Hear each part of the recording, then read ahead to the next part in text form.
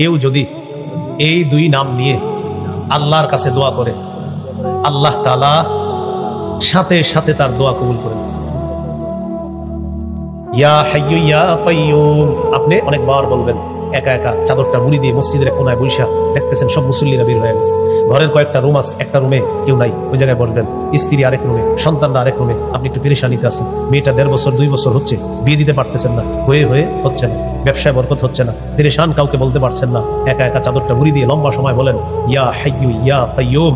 অনেকক্ষণ বলতে বলতে বলবেন, আল্লাহ আমি একজন বাঙালি মুসলমান, ও চিরঞ্জীব রব, ও চির প্রতিষ্ঠিত রব, আল্লাহ আপনার নবী বলছে এই দুই নাম নিয়ে দোয়া করলে আপনি দোয়া কবুল করেন। আল্লাহ আমি তো পেরেশানিতে আছি 2 বছর, মাওলা এখানে আমি আর তুমি ছাড়া কেউ নাই, আমার স্ত্রী ঘুমায়, আমার সন্তানরা ঘুমায়, আল্লাহ আপনি আছেন, আমি আছি, আর কেউ নাই, মাবুদ মেহেরবানি করে আমার এই পেরেশানি আপনি দূর করে দেন।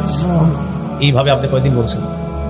শুধু আলেমদের কাছে গিয়ে বলে হুজুর হচ্ছে না তো না, আপনি এইভাবে আল্লাহরে কয়দিন বলছেন? আল হাইয়ুল কাইয়্যুম, যিনি চিরঞ্জীব, যিনি চির প্রতিষ্ঠিত। দেখেন, চিরঞ্জীব মানে যাকে মৃত্যু স্পর্শ করে নাই, করতে পারে না, করবে না, তিনি হলেন আল্লাহ।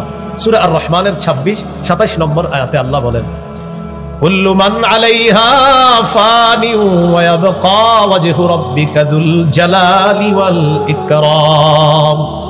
আল্লাহ তাআলা বলেন সব ধ্বংস হয়ে যাবে, একমাত্র তোমার মহামহিম রব, সম্মানের রব আল্লাহ বাকি থাকবে।